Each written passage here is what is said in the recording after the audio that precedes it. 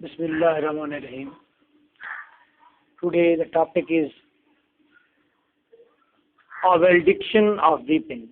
Valediction means forbidding. रोकना.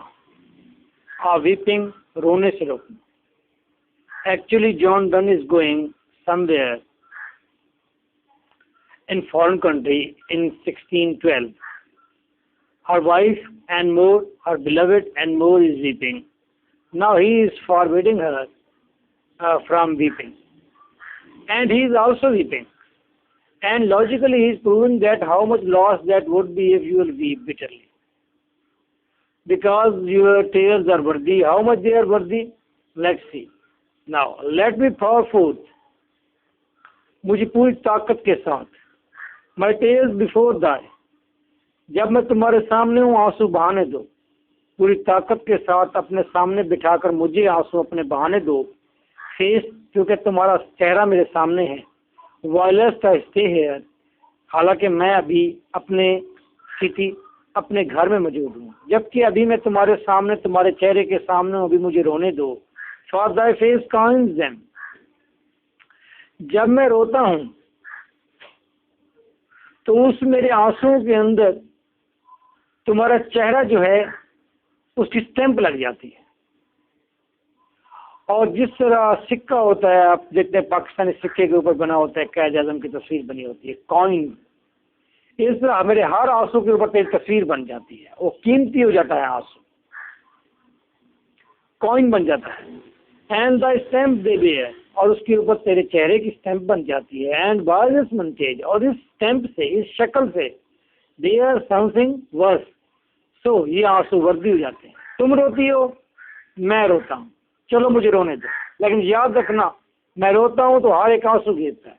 आंसू के अंदर तुम्हारी तस्वीर होती है. ये आंसू नहीं गिर रहे बल्कि कीमती सिक्के गिर रहे हैं, समझो. For thirst they be pregnant of thee. क्योंकि ये आंसू तेरे वजूद से प्रेग्नेंट हैं. Fruits of much grief they are. और बहुत ज्यादा ग्रीफ के ये फ्रूट्स हैं. जब दुख की शिद्दत होती है तो उसे क्या होता है? आंसू उसके फ्रूट होते हैं. Emblems of more. और ये सिंबल है किसी और चीज का. एम्ब्लेम सिंबल होना. When a tear fall. जब एक आंसू गिरता है, that thou fallest with it more.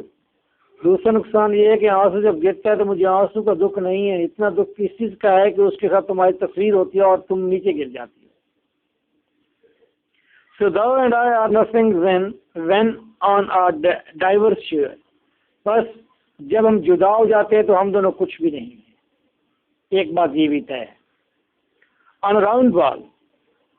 इस सरजमीन के ऊपर, इस राउंड बॉल के ऊपर हम दोनों कुछ भी नहीं है. A workman that has copies by.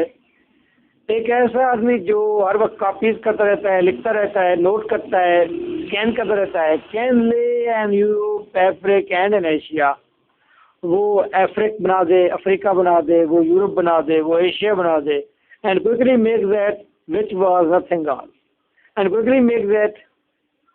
वो चीजें बनाता रहता है विच वाज नथिंग ऑल, जो कुछ भी नहीं है. Actually he is saying that the person who is making the map, जो मैप बनाता है वो अफ्रीका बनाता है, एशिया बनाता है, उसके ऊपर अपने मैप के ऊपर ही इज नथिंग, वो कुछ भी नहीं है, सारा कुछ. So doth each tear which thee doth where.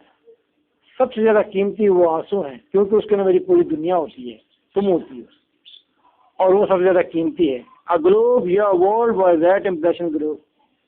हाँ ये दुनिया bye that impression grow till the tears mixed with mine do overflow.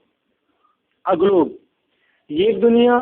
हाँ यस या world by that impression grow. इसके अंदर कुछ इम्प्रेशन मौजूद हैं जो कि बढ़ रहे हैं, मौजूद हैं इम्प्रेशन. तुम्हारे चेहरे के इम्प्रेशन है. ये हमारी दुनिया है. Till that is mixed with mind do overflow. कहना चाहता है एक दुनिया तुम्हारी है, एक दुनिया मेरी है. जब तुम रोती हो और आंसू बहाती हो, ये बिल्कुल ऐसे होता है जैसे मेरी दुनिया के ऊपर तुमने सलाद भेज दिया. कहना ये चाहता है. This world by water sent from thee my heaven deserve so. A globe या world by that impression grow.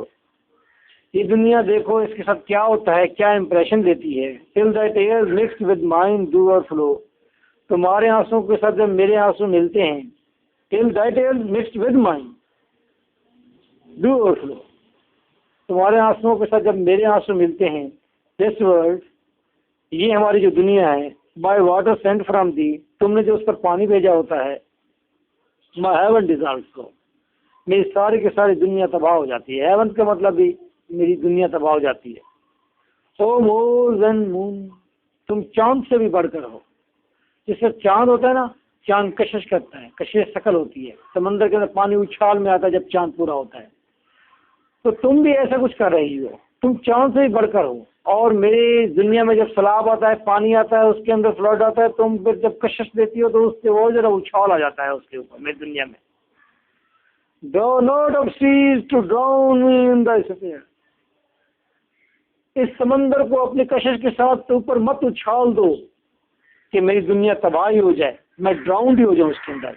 Leave me not dead, और रो रो कर मुझे मुर्दा मत करो। In thine arms but forbear to teach the sea, मैं तुम्हारी arms के अंदर हूँ, बट forbear, लेकिन सिखाओ, लेकिन forbear, बर्दाश्त करो, forbear to teach the sea, इस समंदर को टीच मत करो। What it may do too soon, वगरना ये जल्द ही कुछ कर देगा।